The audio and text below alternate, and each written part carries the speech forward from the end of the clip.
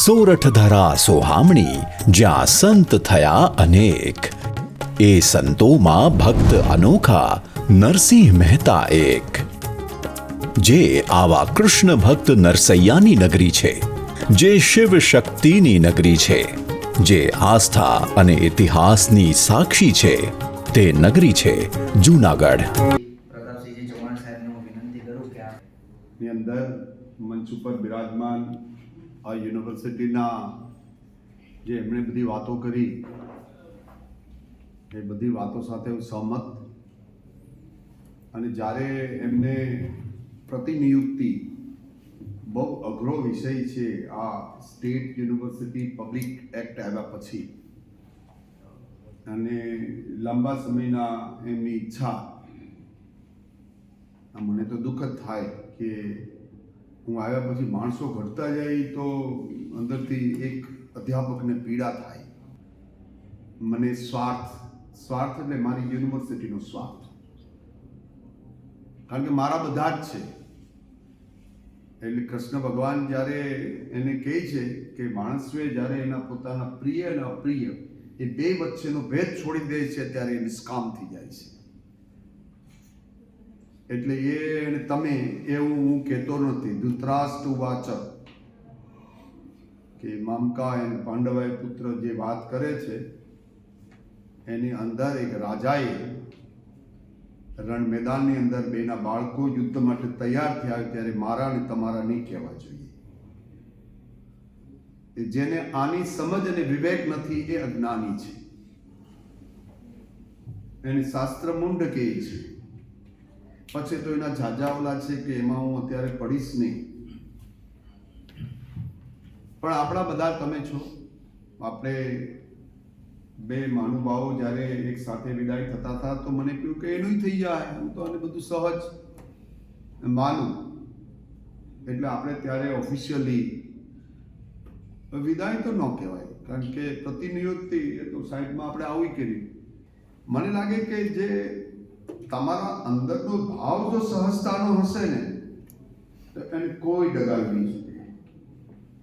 ચેતનભાઈ એમણે ઘણું કામ કર્યું અહીં, કારણ કે આ યુનિવર્સિટી ઘણા બધા હર્ડલ્સની અંદરથી પાસ થઈ છે અને થઈ રહી છે. એમ કહું તો પણ કંઈ ખોટું નથી. તો દરેક ઘટના છે એને ઘણા બધું વજનવાળા ચોંટી જાય, પછી એને તોડાવીને આપણે ભાગીએ ત્યારે જ આપણે આગળ જઈ શકીએ. એવા સમયના કપરા કાળની અંદર એમણે મૈયાણી સાહેબ ગયા પછી ના 6, 6.5 વર્ષ, એક્ઝેક્ટ સમય તો મને યાદ નથી, પણ 2 ટર્મ જેટલો સમય લઈ અને આ યુનિવર્સિટીની નાની નાની સમસ્યાઓ એ વાત સાથે પણ સહમત છું. અને મને જ્યારે ફિનાન્સ સેક્રેટરી સાથે ગુપ્તા સાહેબ સાથે લઈ બોલાવવામાં આવ્યો તો મેં ત્યારે પણ કીધું કે સાહેબ તમે મોટા માણસો છો, એટલા લાખ કરોડના બજેટ કરો. 100 કરોડમાં યુનિવર્સિટીઓ બધી ન ચાલે. અમને બધાને 200 કરોડ તો મને અને ભક્ત કવિને તમારે દેવા જોઈએ. ઇન્ફ્રાસ્ટ્રક્ચર બાંધવા માટે યુનિવર્સિટી શરૂ કરી દેવી, પ્રેસની અંદર એની માહિતી આવી જાય, વાહ થાય ઘડીક વાર, એ બહુ અગત્યનું નથી. એ આપણે વિકાસશીલ દેશની લાક્ષણિકતા છે આ, કે we do very small things અને we represent in the society in the big way. એ મને લાગે કે એ કરવાની જરૂર નથી. કામ જ તમારું બોલવું જોઈએ. તમે તમારા 1000 લોકો તમારી નેગેટિવ વસ્તુ કરે તો પછી એમ કહેવા જોઈએ કે ના સાહેબ એ બાકી બધું બરોબર છે, કદાચ આવું કરે, આ બાબતમાં એ નહીં કરી. આ જ્યારે સમાજની અંદરથી બોલવા વળી જાય એ તમારી તાકાત છે. અને એમણે એ 6 વર્ષની અંદર ભલે અહીંયા અનરેસ્ટ થયો હશે, કારણ કે 3 વર્ષ સુધી ઇન્ચાર્જ રહેવું એ સહેલી વાત, કુલપતિ રેગ્યુલર રહેવું એના કરતાં ઇન્ચાર્જ 3 વર્ષ ટકી રહેવું તો એની ક્ષમતા તો મોટી જ છે. તમે બધાને હું કહી રાખું કે 3 વર્ષ અહીં રહ્યા ઇન્ચાર્જ તરીકે એટલે બહુ જ મોટી ઘટના છે. એટલે એની ક્ષમતા વિશે બહુ જ એની ક્ષમતા કહેવાય. એમણે મને હમણાં પૂછ્યું કે મારે શું કરવું જોઈએ. તો મેં એને 4 જ પ્રકલ્પો આપ્યા કે તમારે આ કરવું જોઈએ. એ તમારી સામે નથી કીધું, એને ખાનગી મુદ્દો હતો એટલે ખાનગી કીધું. પણ એમની સેવાઓ આ યુનિવર્સિટી આજીવન નહીં ભૂલે. તમને ખબર હશે કે 19 તારીખ પછી હું ફરી પાછો આવ્યો, ત્યારે વિજયભાઈ ધામમાં ગયા હતા તો એનો શોખ હતો એટલે આપણે મળ્યા નહોતા. પણ પછી જ્યારે પહેલી વખત મળ્યા ત્યારે પણ મેં કીધું હતું કે મારા આગલા બંને કુલપતિએ જે કંઈ સેવા યુનિવર્સિટીને કરી છે એને હું માથા ઉપર ચડાવું છું. આજે પણ 6 મહિના પછી એ જ વાતને રિપીટ કરું છું. તમારે જે શીખવા જેવો ગુણ છે કે આગલા કુલપતિના કન્ટ્રીબ્યુશનને તમારે માથે ચડાવવું જોઈએ, ખાતર ન પાડવું જોઈએ. અને એનો દાખલો બોલવાથી ન થાય, આચરણથી થાય. અને તમને ખબર હશે કે ગીતાની અંદર ભગવાન કૃષ્ણ એ અર્જુનને કહે છે કે તને મેં ઘણી બધી વાતો કરી અને છતાંય તને આશંકા અને શંકા દરેક વિષયમાં આવતી જ જાય છે. વિભૂતિ યોગ સુધી કહી દીધું, પણ પછી કહે છે કે જો હજી પણ ન આવતી હોય સમજ, તો તારે કોઈ મહાપુરુષના આચરણનો સહારો લેવો જોઈએ, તો પણ તને ઈશ્વર પ્રાપ્ત થાય. અને એમાં રાજા જનકનું ઉદાહરણ, નિષ્કામ કર્મયોગ શું, એનું જો કોઈ બેસ્ટ એક્ઝામ્પલ હોય એ ગીતાની અંદર એ રાજા જનકનું છે. મિથિલા જેવી એનું રાજ હોય, આનંદ પ્રમાદ અને આ બધા જ ભોગ માટેના સાધન હોય, અને એક પણ સાધન એને ટચ નથી. તમારે મારે શિક્ષક તો આ જ કરવું જોઈએ. આપણે કોઈ નાની મોટી એક રજા આપી દે કે એક સીએલ આપી દે કે જવા દે તો એનાથી ખુશી થઈ જાય, અને ન જાય તો દુઃખી થઈ જાય. આ અનુકૂળતા પ્રતિકૂળતા છે, એનાથી જે માણસ પહેલો પર થઈ જાય એ શિક્ષક. અને એ શિક્ષકને ચાણક્ય કીધું કે वो साधारण नहीं हो सकता. અને તમે સાધારણ હવારે ખાઈને આવતા હોય, એ નહીં ભણાવતા હોય 10-12 વર્ષથી, કોઈ નવું કરતા ન હોય, તો તમે સાધારણ શિક્ષક છો. તો મેં એને સલાહ આપી છે કે ત્યાં જાઓ ત્યારે ક્લાસરૂમ ટીચિંગ છે એ વાઇસ ચાન્સલરે ક્યારેય છોડવું ન જોઈએ. અને હું આ બોલું છું તો એ ઉદાહરણ સાથે બોલું છું કે હું 2018માં ફેબ્રુઆરીની અંદર કુલપતિ તરીકે નિવૃત્ત થયું. એટલે મારી ટર્મ પૂરી થઈ ગઈ.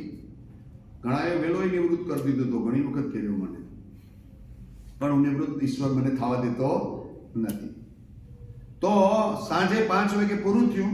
આમ 6 દોડનો સમય હતો, અને હું મારા ડિપાર્ટમેન્ટમાં તરત જ કમલભાઈ ડોડિયા ઇન્ચાર્જ આવ્યા એટલે મેં એને ચાર્જ આપી દીધો, એને બેસાડી દીધા. અને 10 મારા મિત્રો હતા તમારા જેવા.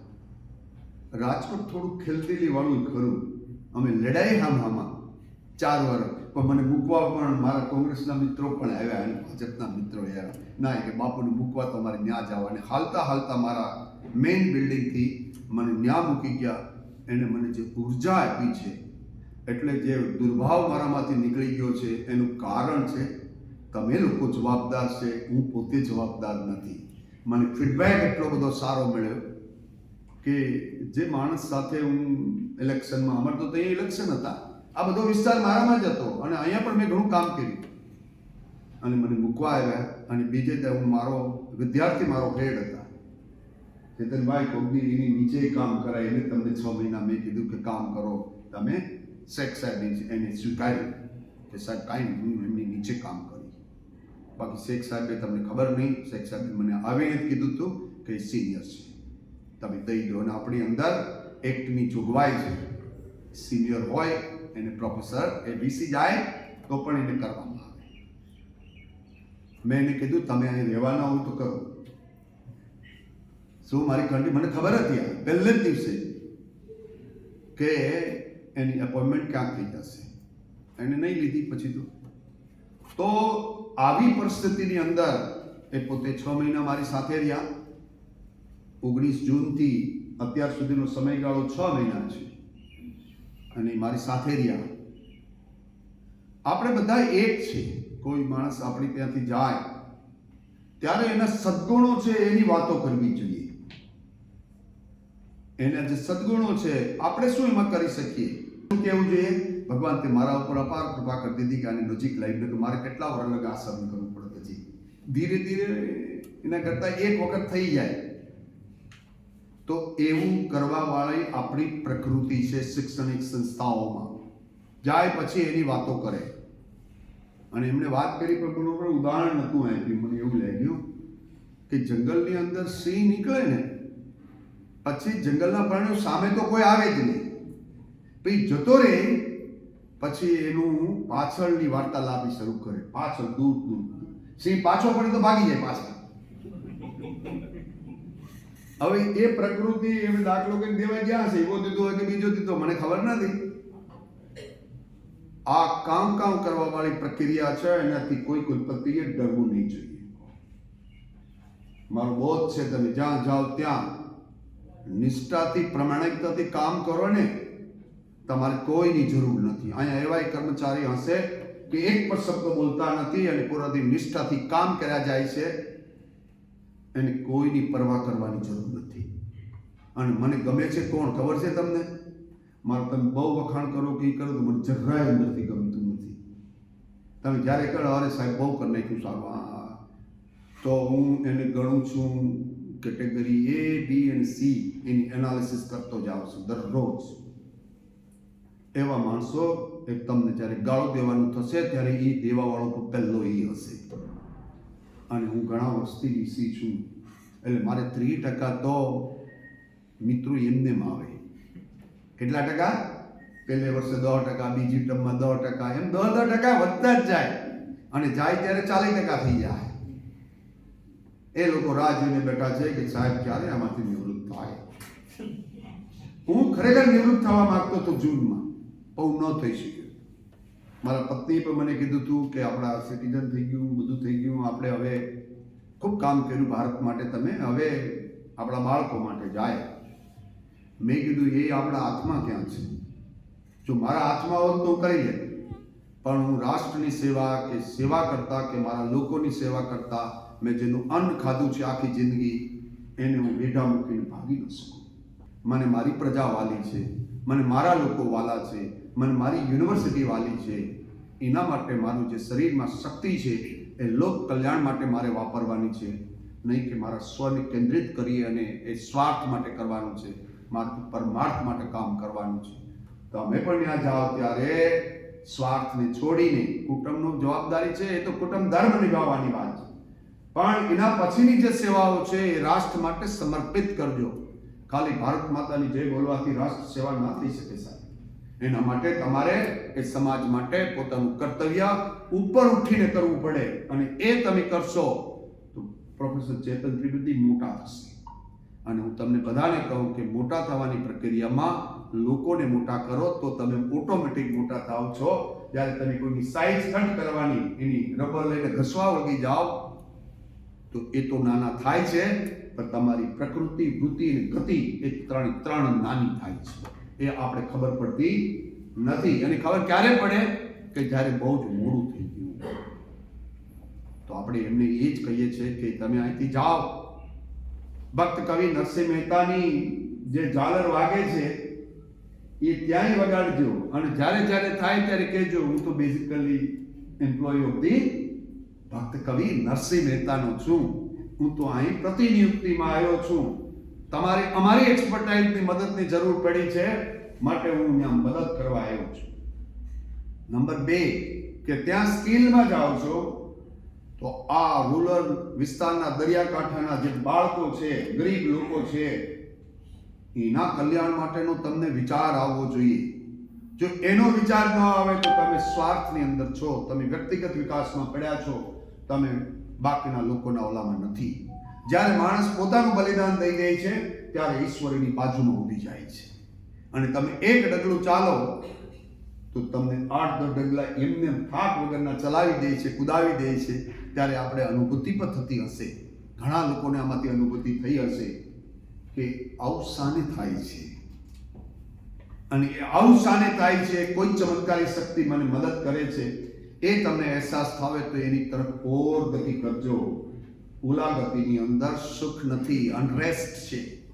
હું તમને દુઃખી કરું અને હું સુખી થાઉં, એ અનરેસ્ટ છે, એ કુદરતનો નિયમ પણ નથી. કુદરતનો નિયમ એ જ છે કે તમે લોકોના સુખમાં સુખ, એના દુઃખમાં દુઃખ, એ મારો ભાઈ છે અને કહેવું પડે તો સંસ્થાના હિતમાં કહીએ અને બીજી જ મિનિટે ભૂલી જવું પડે કે મેં કોને કીધું હતું.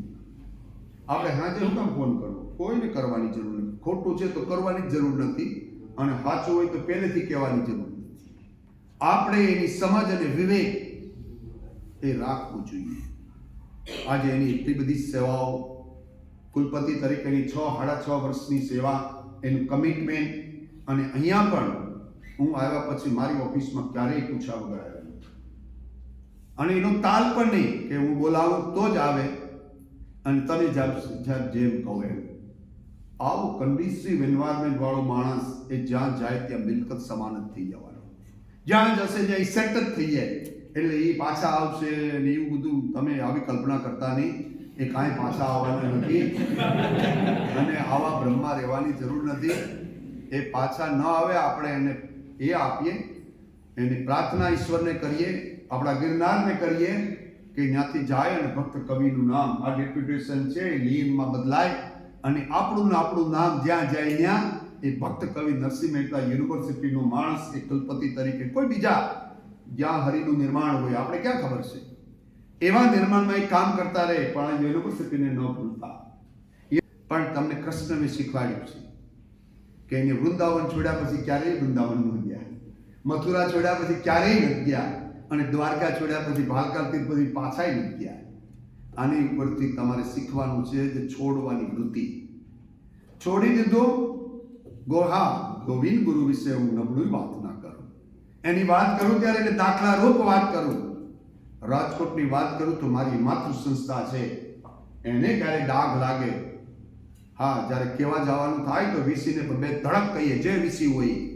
અમારે એની પાસે કંઈ જોતું નથી.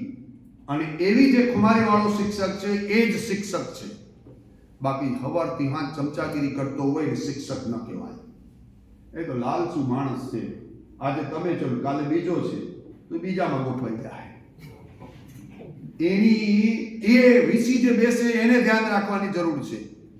એટલે તમે જોતા હશો બધાને સરખો પ્રેમ કરવા માંડી. મને ખબર છે કોઈ કોઈનો હોતો નથી. આ કળિયુગ છે. કળિયુગની પહેલી ડેફિનેશન કઈ? કોઈ કોઈનું નથી. તો એ તો ભગવાને કીધું કે જગત કેવું છે? મિથ્યા. ઇટ મીન્સ આ જગત છે દુખાલય છે, એમાં જેટલું ખોદો એટલે દુઃખ જ નીકળે. એને તમે સંબંધ વિચ્છેદ કરી દો, નિષ્કામ થઈ જાઓ. મારા ભાગમાં આવેલું કામ, મારું કર્તવ્ય કર્મ હું ઠીકથી કરીશ, તમારે કાંઈ જ કરવાની જરૂર પછી નથી. પણ જે લોકો પોતાનું કામ ઠીકથી નથી કરતા, આખો દી લાગવત માટેની વ્યવસ્થાઓ શોધે છે, યુનિવર્સિટીને રોકવા માટેના પ્રયત્ન કરે છે, એવા લોકો સફળ નથી થતા. એ તો નવા કર્મ બંધનમાં ફરી પાછા બંધાય છે. અને કર્મ કોઈને છોડતું, એ મને નથી છોડતું, ચેતનભાઈને નથી. અમને તો પહેલું લાગુ પડે હો, કારણ કે અમને એ વ્યવસ્થામાં બેહાડ્યા છે ભગવાનને. ત્યાંથી એને કલ્યાણનો જ વિચાર આવવો જોઈએ દરરોજ. એને જ્યારે વિચાર આવે, અને હું તો તમને ખાતરી આપું છું કે મારું ચાલે તો બધા જ માણસો મેરિટના આધારે આ યુનિવર્સિટીમાં આવે. એ તમારી મિલકત છે. જ્યાં સુધી તમે સારો માણસ નહીં લયો તો એ તમને પીડા જેટલી વધુ લાગુ વાળો લીધો એ સૌથી પીડા તમને કુલપતિ તરીકે આવશે. મેં એને ઉદાહરણમાં ઘણા બધા સમજાવ્યા છે. ચેતનભાઈને ઘણું બધું મેં એનું માઇન્ડ છે ને, એને ગીતાના એટલા બધા સંદેશ આપ્યા છે કે એક સારો શિક્ષક આપણે ગુમાવી ન દઈએ. હતાશ થાય ને માણસ, ત્યારે માણસને આપણે ગુમાવી દેતા હોય છે. અને માણસ ન ગુમાવે ત્યારે સજ્જન લોકો એની સાથે ઉભા રહી જવું પડે. તો દૂજોની તો ટુકડી કરવાની જરૂર જ નથી, એની તો ગેંગ હોય જ. પણ સજ્જન લોકોની જે તમારી જે નિરંતરતા છે, એ એક સજ્જનને બચાવવાની જે શક્તિ છે એ આપણે નથી કરતા. એને કારણે સમાજમાંથી સજ્જન લોકોની બાદ બાકી થાય. અરે કેવી જ જોઈએ વાત. જેને સારું કર્યું એની વાત બે ધડક કેવી જોઈએ. બધું શું નુકસાન થાય? એકાદું પદ ન મળે તો ન મળે, તો હરિનું નિર્માણ ન હોય તો ન મળે, હરિનું નિર્માણ હોય તો મળે. હવે જોયું ને, આપણે 40 દી પછી મને આવ્યું, મને એમ હતું કે હવે હું આવું બધું નહીં થાય નહીં કીધું. પણ આવ્યું, તમારે ત્યાં મારો રોટલો લખાયેલો, તમારી યારે મારો સંગ લખાયેલો હતો, એટલે મારે આવવું જ પડ્યું. અને મારી ઈચ્છા નહીં ઈચ્છા એવું બોલવું એ યોગ્ય નથી. રાજ્ય સરકાર તમને 10-10, 11-11 વર્ષ સુધી કુલપતિ બનાવતી હોય તો તમારી ચોઇસ ન હોય, તમારી લક્ઝરી ન હોય. It is the need of the government. અને એમાં એ જ્યાં જંગલમાં કહી દો એક ઝાડની નીચે પર રહેવા માટે હું તૈયાર છું. શું કામ? એટલા બધા તમને હાંચવા પછી તમે ભોગ વિલાસમાં ન જવા જોઈએ. તમે ધીરે ધીરે તપસ્વી થવા જોઈએ. તમે ભોગી કેવી રીતે થઈ શકો? અને ન થવું જોઈએ. હું એમને પણ સલાહ આપું છું, કારણ કે એની કારકિર્દી ખૂબ લાંબી છે. એના પોઝિટિવ પોઈન્ટ એટલા બધા છે કે ગમે ત્યાં જાય ત્યાં એ થોડા દિવસોમાં એ મેઇન માણસ બની જાય. અહીં કોઈ રહેવાના નહોતા, એટલે મેં એને કીધું કે તમે ભણાવવાનું જ કામ કરો. અને એમણે 6 મહિના મારા સમયની અંદર ક્લાસમાં આજે 2 લેક્ચર અને સવારમાં એમને કામ આપી. આજે છેલ્લે દિવસે પણ એમને કામ કર્યું. કામથી જે નથી ભાગતો ને એ જ તાકાતવાળો માણસ છે. જે કામથી ચોરી કરી છે એને કોઈ નવું પાપ કરવાની જરૂર નથી, તો આમે પાપ જ કરી રહ્યો છે. કારણ કે એટલા બધા પૈસા લઈ અને કંઈ ન કરે તો આને શું કહેવું? આપણે બધાએ આ જોવાની જરૂર છે કે આજે એ અહીંયાથી 6.5 વર્ષ કુલપતિ તરીકે અને 2017થી એ પહેલા પ્રોફેસર તરીકે ઇતિહાસ આની નોંધ લેશે કે પહેલો પ્રોફેસર થયો. નાની ઉંમરમાં વીસી થયા અને મને ઇન્ચાર્જ હતા ત્યારે જ મેં એને ફોન કરીને કીધું હતું. એને તો કલ્પનાય નહીં હોય કે વીસી થાય. મેં કહી દીધું હતું કે તમે વીસી બની જશો. મારો અંતરાત્માનો અવાજ એવો કહે છે કે 1-2 મહિનામાં તમે વીસી બની જશો. મને એને કહી કે તમને કેવી રીતે ખબર પડી? એટલે ભાઈ હું થોડું કોઈ જોશી જોવાવાળો તમને પણ મને એ લાગ્યું, અંદરથી એક અવાજ આવ્યો કે જો આ માણસ યુવાન માણસ કુલપતિ હશે તો એ દોડશે અને નવી યુનિવર્સિટી માટે જરૂરી છે. એમની સેવાઓને, એમના કામને, એના પ્રેમને આપણે અકબંધ સ્વીકારીએ છીએ. આપણે બધા સ્વીકારીએ છીએ.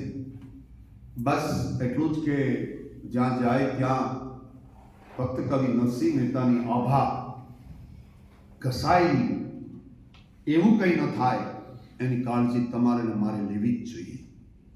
જ્યારે મોટો માણસ કાળજી લે તો મહાપુરુષ જે પણ હોય એના અનુયાયી છે એનું આચરણ કરતા હોય છે. આચરણ આપણે શીખીએ ક્યાંથી? આપણા મા બાપમાંથી, આપણા વડીલોમાંથી.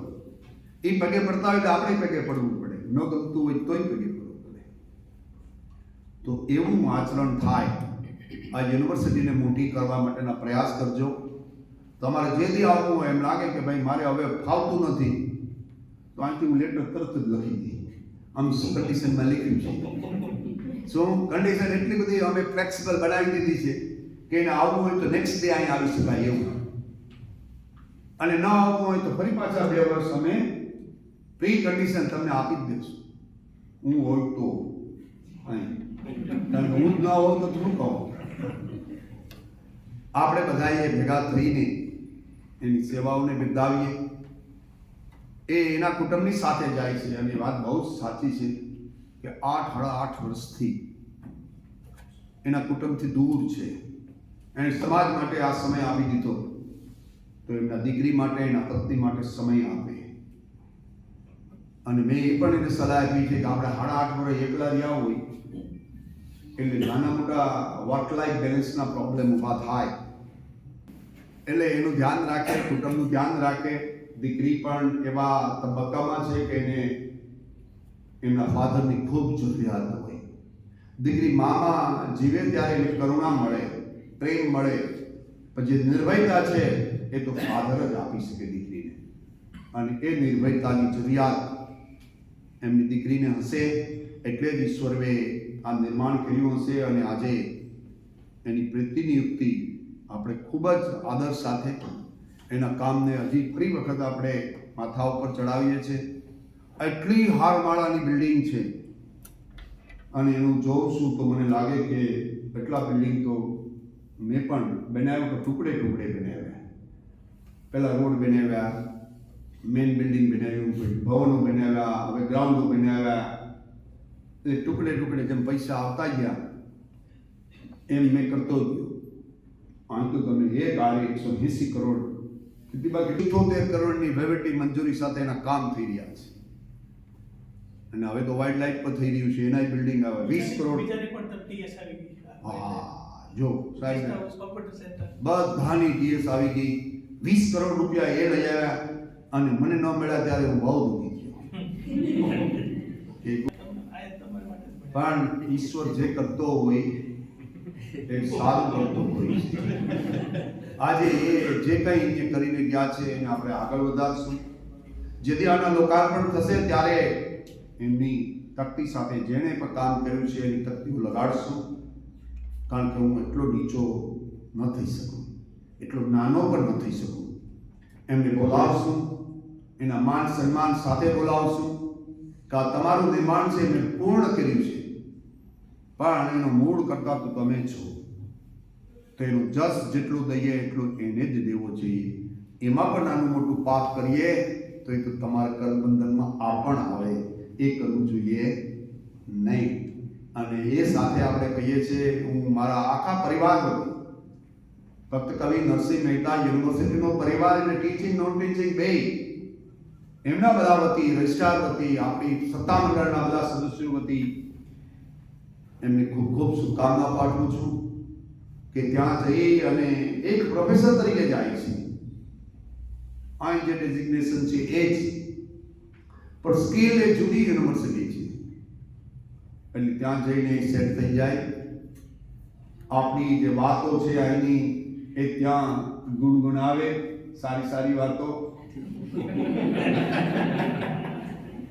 અને યુનિવર્સિટી તમારે બચાવવી હશે તો તમારા નાના નાના ગમા અણગમા માટે પ્રયાસ નહીં કરતા, આપણે બધા એક થાય અને એક થયા પછી આ યુનિવર્સિટીને તમે જો ખાલી 1 વર્ષનો સમય જોઈ લો. 6 મહિના થયા, 6 મહિના પછી તમને 5 બિલ્ડિંગો આપી જ દઈશ એની અંદર, અને પછીના વર્ષની અંદર બધા જ બિલ્ડિંગ આપી દે. બિલ્ડિંગ વધી જાય.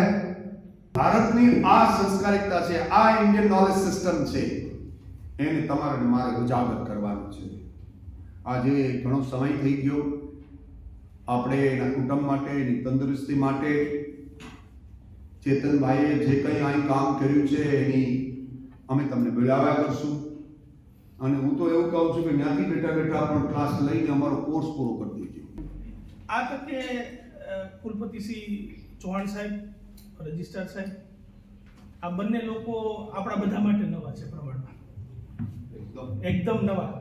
મને હું થોડી 10 મિનિટમાં વાત પૂરી કરીશ કે મને યાદ આવે છે 13/6/2017 એકારે 10 લોકો જોડાણા સાહેબ અમે, અને ઝાલા સાહેબને આજે વાત કરતા હતા, આજે અમે છેલ્લો દિવસ સાથે જમ્યા કે બધા જ લોકો એક સાથે જમતા છે, એક જ સાથે બધા ટિફિનમાં જમવાનું, એક જ સાથે બધાએ. આ ઓછી વ્યવસ્થાઓની અંદર જેને પણ કુલપતિ સાહેબ બોલાવે એટલે બાકીના રાહ જોવે કે ગયો છે, શું થાય છે, ટેન્શનમાં રહે બધા.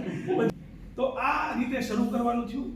મને આ ભૂમિ મને પોકારતી હશે. જ્યારે હું અહીંયા આવ્યો એક એક્સિડન્ટ હતો, મારે અહીંયા નહોતું આવવાનું, મારે બીજે જવાનું હતું, શેખ સાહેબને જ અહીંયા રહેવાનું હતું, મારે બીજી જગ્યાએ પ્રોફેસર થવાનું હતું, પણ કોઈ કારણસર મારે આ ભૂમિમાં મારું ઋણ ચૂકવવાનું હશે, એટલે હું માત્ર એક મારા પરિવાર લીધા વગર થોડા સમય માટે અહીંયા પ્રોફેસર બનવા આવ્યો. પછી જોગાનું જોગ એવું બનતું ગયું, ઇન્ચાર્જ કુલપતિ બન્યો, કુલપતિ બન્યો, ફરીવાર ઇન્ચાર્જ બન્યો. આ બધું એક વ્યવસ્થાનો ભાગ હતો. આ સમય દરમિયાન હું એક ટીચર હતો. ટીચરમાંથી મને ઘણું શીખવાનું મળ્યું. આઈ એમ લર્નિંગ, સ્ટીલ લર્નિંગ, કે જુદા જુદા તબક્કામાં કામ કરવું, ક્રાઇસિસ મેનેજમેન્ટ. પણ આજે હું કન્ફેસ કરું છું પ્રતાપસિંહજી કે એક કુદરતી શક્તિ આ યુનિવર્સિટી સાથે છે કે જ્યારે જ્યારે પ્રશ્નો બહુ આવે છે. મને ખબર નહોતી શું પ્રશ્ન આવે છે, પણ સાહેબ મેનેજમેન્ટના માણસ છે એટલે સાહેબે એક જ વાક્યમાં કીધું કે બીજી રાખવાની થિયરી પ્રેક્ટિસ છે અહીંની. એ મને મળતી નહોતી, પણ હું બીજી રહેતો હતો. તો પ્રશ્નો આવે, ખૂબ પ્રશ્નો આવે, હાઈટ સુધી જાય, પણ કંઈક ને કંઈક કુદરતી સંકેતથી કોઈ ને કોઈ સાહેબ મદદ કરે છે. સાંભળસા શેઠ કપને કોક અહીંયા મદદ કરવા આવી જાય છે અને ધીમે ધીમે યુનિવર્સિટીનો ગ્રો થાય છે. ટૂંકમાં બિલ્ડિંગનું કામ જ્યારે મેં હાથમાં લીધું ત્યારે ટેન્ડરથી માંડીને બધું થઈ ગયું હતું. સાહેબ બધું જાણે છે, તમે પણ બધા લોકો, કે બહુ નાના ટેન્ડરમાંથી એક મોટું બિલ્ડિંગ કેમ બનાવવું. સરકારની અંદર પહેલી વાર આખા ગુજરાતના ઇતિહાસમાં એવું અંદર લખાયું, ફરીવાર ઉદાહરણ ન દેવાની શરતે 80 કરોડમાંથી 200 કરોડની વહીવટી સુધારેલી મંજૂરી આપવામાં આવે છે. એની માટે કેટલા બધા પ્રયત્ન બધાએ કર્યા. હવે આ બિલ્ડિંગ સાહેબ હવે એને એકદમ પાછું નવું રૂપ આપી રહ્યા છે. અને સાહેબને તો સંકલ્પ કર્યો છે કે ફેબ્રુઆરી સુધીમાં આ બિલ્ડિંગ કામ પૂરું થઈ જશે. એટલે મને આનંદની વાતનો છે કે તમે જ્યારે સપના વાવો, એ સપનાને કોઈ તોડી નાખે એની પીડા હોય, પણ તમારે વાવેલા સપનાને જો કોઈ ઉજાગર કરે તેનો સૌથી વધુ આનંદ છે. સાહેબ, હું તમારો ખૂબ આભારી છું કે આ યુનિવર્સિટીમાં મેં મારા દીકરીના ભોગે, મારા પરિવારના ભોગે કલાકો આપ્યા છે, રાત્રે 9 વાગ્યા સુધી. અને આખો સ્ટાફ સાહેબ, કોઈ અમે બહુ ઓછા લોકો હતા, પણ કોઈ ક્યારેય સમય જોતા નહીં. બધા લોકોએ ખૂબ કામ કર્યું છે. તો આ બધા લોકોનો હું આજે ઋણ સ્વીકાર કરું છું. નાના મોટો કોકને કંઈક કહેવાય ગયું એવું બને વ્યવસ્થાના ભાગરૂપે, પણ ક્યારેય મેં કોઈની પ્રત્યે દુર્ભાવ રાખ્યો નથી. મેં ક્યારેય કોઈનું ખરાબ કરવાનું કે ખરાબ થાય એવું મનથી પણ ઈચ્છું નથી. સમયાંતરે માણસોને ઓળખવાની તક પણ મળી છે કે સમય જતાં માણસોના બદલાતા સ્વરૂપ પણ જોયા છે. પણ આ બધા તબક્કામાં એક શીખવાનો અભિગમ હતો. શરૂમાં એકેડેમિક્સ વિભાગ, નવા કોર્સ શરૂ કરવા, પીએચડી પ્રોગ્રામ શરૂ કરવો, આ બધું યુનિવર્સિટી માટે નવું હતું. હવે આ એક તબક્કો પૂરો થયો. હવે બીજો તબક્કો મારા પછી સાહેબ આવ્યા. તો સાહેબ એક એવું સુકાન કે જે અનુભવી છે, તો આ મારા સપનાઓ ઉજાગર કરશે. ત્રીજી, મારે જ્યાં જવાનું છે ત્યાં મને બીજી ઓફર પણ આપવામાં આવી હતી. સાહેબ જાણે છે, મને કેસીજી માટે કહેવામાં આવ્યું હતું. પણ મારે હમણાં થોડા સમય માટે મારું પોતાનું એકેડેમિક્સ ડેવલપ કરવું છે. મારે કોઈ મુદ્દામાં જવું નથી. મારે મારી દીકરી, જેમ બેને વાત કરી કે એનો 8-9 વર્ષથી એક દીકરી એના બાપ વગર રહે છે, તો એની સાથે પરિવારને થોડો સમય આપવો છે. રહી વાત, હું માત્ર ડેપ્યુટેશનમાં જાઉં છું. અહીંની મારી તમામ, સાહેબે શરત પણ લખી દીધી છે કે તમામ પ્રકારની જવાબદારીઓ નિભાવવાની રહેશે. મને એવું પણ કીધું કે જો અમે બોલાવીએ તો પછી આવી પણ જવાનું રહેશે. તો આ યુનિવર્સિટી મારી માતૃ સંસ્થા છે. હું એનો પ્રથમ પ્રોફેસર છું. મારી સાથે જોડાયેલા બધા, એમાં એકાઉન્ટ વિભાગમાં ખાસ કરીને બેન આવ્યા અને નંદાણીયા સાહેબ આવ્યા. સાહેબ, જે અમારામાં ઘટતું હતું એ આ બંને લોકોએ, જે પેરા આવવા, ઓડિટ આવવું, એ અમારા બધાનો અનુભવ ઘટતો હતો. એમના આવવાથી આખું એક નવી ઊંચાઈ આવી ગઈ. ભાઈ મયંકભાઈ મારી સાથે લાંબો સમય સુધી રજિસ્ટ્રાર તરીકે રહ્યા.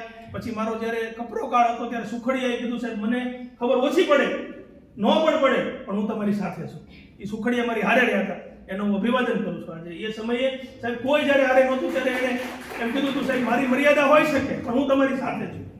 બીજું એવું કે મારી મોઢે આવીને કોઈ ક્યારેય બોલ્યું નથી, પણ સિંહ જ્યારે જંગલમાં જતો હોય તો એની પાછળ જ તે બધા શિયાળિયા ભાવ કરે. એટલે જ્યારે તમને એવું લાગે મેં ખોટું કર્યું છે, મેં કંઈ ખરાબ કર્યું છે, મેં બરાબર નથી કર્યું, તો મારી સાથે આવીને ચર્ચા કરવી. મારી પાસે એટલા બધા કારણો છે મેં સારું શું કર્યું છે. મેં હમણાં, વૈષ્ણવ સાહેબ જાણે છે, વૈષ્ણવ સાહેબ આપણે એક બુક બનાવી, ખબર છે? મેં આ 6 વર્ષના કાર્યકાળમાં વૈષ્ણવ સાહેબે મારી સાથે રહી અને મેં ટોટલ 578 નિર્ણયો લીધા. એનું એક ડોક્યુમેન્ટેશન કર્યું છે. પહેલાં બુક બનાવવાની ઈચ્છા હતી, પછી સાહેબના સંપર્કમાં આવ્યા પછી ધીમે ધીમે સમજાણું કે આ મોહ છે. બધા આ મોહમાંથી મુક્ત થવું, આપણે શું કર્યું છે એ ભૂલી જવું, અને ભૂલી જવાથી આપણે સારું કાર્ય કરતા રહીએ છીએ. એટલે એ બધા કામ એક નિમિત્ત માત્ર હોય છે. જે આપણે કામ કરવાનું આપણા નસીબમાં આવે છે એ કરતા હોઈએ છીએ. ઓલમોસ્ટ ઓલ બધા જ લોકો સાથે, મારા નોન ટીચિંગના બધા જ લોકો હોય, ટીચિંગના બધા જ લોકો, આ બધાની સાથે મારે લગભગ ઓલમોસ્ટ ઓલ પારિવારિક સંબંધો છે. અહીંયા રહેલા દરેક વ્યક્તિના ઘરના લોકોને પણ ઓળખું છું. એમના મધરને પણ ઓળખતો, ફાધરને પણ ઓળખતો, ભાઈને પણ ઓળખતો, એમની દીકરી બીમાર પડે તો ખબર પણ પૂછતો. એવા આ કુટુંબમાંથી આજે 2 વર્ષ માટે મને મારા કુટુંબ સાથે રહેવા માટે તમે લોકો મોકલી રહ્યા છો. આવો નવો પ્રેમ આપણા વચ્ચે રહે. નાનો મોટો કાંઈ ખટરાટ થયો હોય, જેવી રીતે મને સહકાર આપ્યો, મારી સાથે તમે એવી રીતે સાહેબને પણ આપણે બધાએ સાથે મળી ક્યાંક અંશે અહીંયા બાહ્ય આક્રમણોની સામે સાહેબ ખૂબ જોરદાર લડે છે. તો એ લડતમાં આપણે યુનિવર્સિટીની આપણી વફાદારી, આપણી સંસ્થાની વફાદારી, જ્યારે વફાદારી તૂટે ત્યારે પ્રશ્નો ઊભા થાય છે. એવા બધા જ લોકોએ એવડી મોટી ભરતી હાથમાં લીધી છે. હું નહોતો કરી શક્યો. મેં પ્રયત્ન ઘણી વાર કર્યા. શેખ સાહેબ રાત જાગીને બધું તૈયાર કરે, કોઈ પણ કારણસર નહોતું થયું. હવે એવડી મોટી માણસો નવા આવશે, નવી ઉર્જા પુરાશે. અને ભક્ત કવિ નરસિંહ મહેતાનું એક સેટ છે, પેલું તળેટીએ જતા હજુ કાંઈક લાગ્યા કરે છે, હજુ કાંઈક કરતાલ ભાગ્યા કરે છે. આ નરસિંહ મહેતાની કરતાલ આ યુનિવર્સિટી વિસ્તારમાં રહે. વાત કરવા બેસું તો બધા વિશે, હું અહીંયા બેઠેલા દરેક વિશે હું લગભગ 1 કલાક બોલી શકું. એટલા અનુભવો, એટલા સ્મરણો છે. પણ આ બધું સ્મરણ મારે ફરી એક વખત તમને એક મારું મુક્ત કન્ફેશન કે મારા કાર્યકાળ દરમિયાન મારાથી કોઈ તમને કહેવાય ગયું હોય, કંઈક નાનું મોટું ખટરાક થયો હોય, તો એ ચેતનભાઈ ત્રિવેદી નહોતા કરતા. એ કુલપતિ તરીકે મારે કરવું પડ્યું હોય, એ કર્યું હોય. એવા પણ ઘટનાક્રમ છે. સાહેબ, હું કોકને ખીજાઈ ગયો, પછી મને ન ગમે, મને ફોન કરું રાતે કે ભાઈ આ આવું, મારે એવું, મારો મતલબ નહોતો. હું બેઝિકલી પણ ઇમોશન્સ અને એડમિનિસ્ટ્રેશન સાથે ન પણ હોવા જોઈએ. હું આ 6 વર્ષ દરમિયાન ઘણું શીખ્યો પણ ખરો. લોકોને ઓળખવા, લોકોની રીત, આ બધી પણ વસ્તુ મને શીખવા મળી છે. હજી મારી પાસે ઘણું બધું કામ કરવાનું છે. અને છેલ્લે એક વાત તમને બધાને, યુવાનો ખાસ તો એને કહું છું કે સાહેબ આ મારું 7મી એપોઇન્ટમેન્ટ થશે. હું કાલે રાત્રે મારા વાઈફ સાથે વાત કરતો હતો. મને સૌથી પહેલી મારી નોકરી બોટાદકર કોલેજમાં મળી. બોટાદકર કોલેજમાં 10 વર્ષ કામ કર્યા પછી જીપીએસસી પાસ કર્યું. મારી પાસે 2 ઓર્ડર આવ્યા, પોરબંદર પોલિટેકનિક કોલેજ અને શાંતિલાલ શાહ એન્જિનિયરિંગ કોલેજ ભાવનગર. પોરબંદર નો ગયો, ભાવનગરમાં હાજર છું, મારી બીજી નોકરી. ત્યાંથી પછી એમ થયું કે યુનિવર્સિટી ડિપાર્ટમેન્ટમાં નોકરી કરવા જાવી છે, તો કચ્છ યુનિવર્સિટી ખાતે મારું 3જો એપોઇન્ટમેન્ટ છે ડિપાર્ટમેન્ટ ઓફ ઇંગ્લિશમાં. ત્યાં મેં 2 વર્ષ કામ કર્યું. પ્રથમ કોન્વોકેશન કર્યું, પ્રથમ યુથ ફેસ્ટિવલ કર્યો, બોયઝ હોસ્ટેલ શરૂ કરી, ગર્લ્સ હોસ્ટેલ શરૂ કરી. આ બધું લર્નિંગ પ્રોસેસ હતું.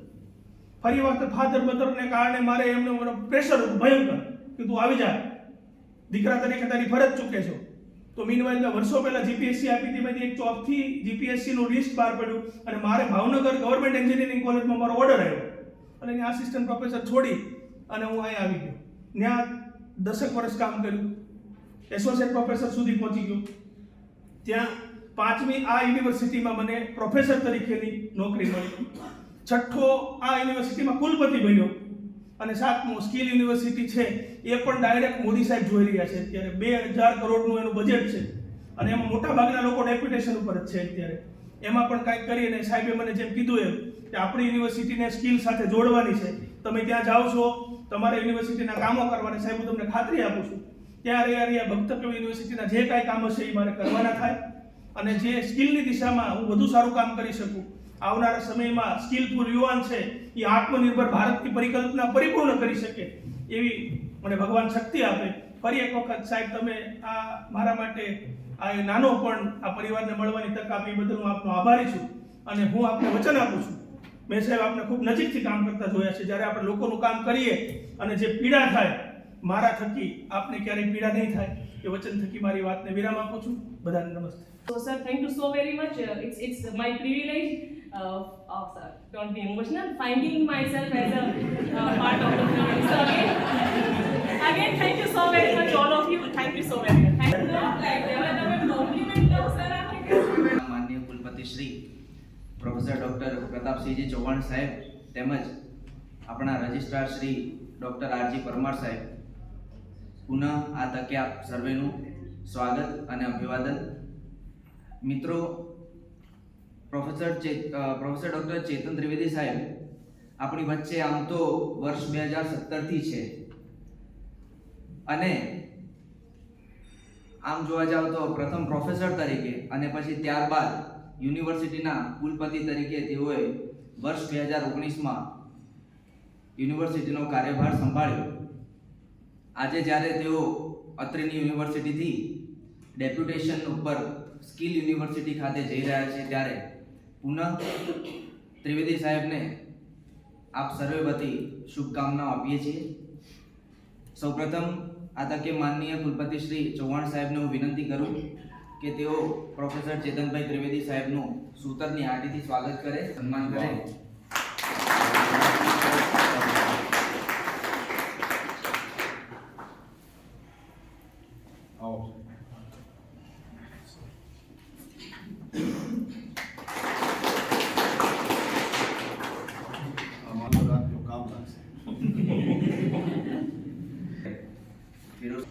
Observable heads and teaching non-teaching staff. Trivedi સાહેબ ને અમે બંને એક જ દિવસે હાજર થયા. Let me tell you very frankly, શરૂઆતની અંદર તો અમારે બંને વચ્ચે પણ કોમ્પિટિશન હતી. આ પણ હકીકત છે, બરાબર. પણ એ સમય પછી જેટલું સમય વીતતો ગયો અને અમે જે નજીક આવતા ગયા એટલા નજીક આવ્યા અને એમનો મારા ઉપરનો ભરોસો અને મારી અંગત જરૂરિયાત વખતે પણ એ ઉભા રહ્યા છે. એવો પણ મને એક વસ્તુ ગમી એ કે સર જ્યાં પ્રોમિસ આપે ત્યારે એના ઉપર ફર્મ રહે છે અને સર એ નિભાવે પણ છે. એટલે મારા માટે સર વીસી સર કરતાં વધારે મારા મોટા ભાઈ છે.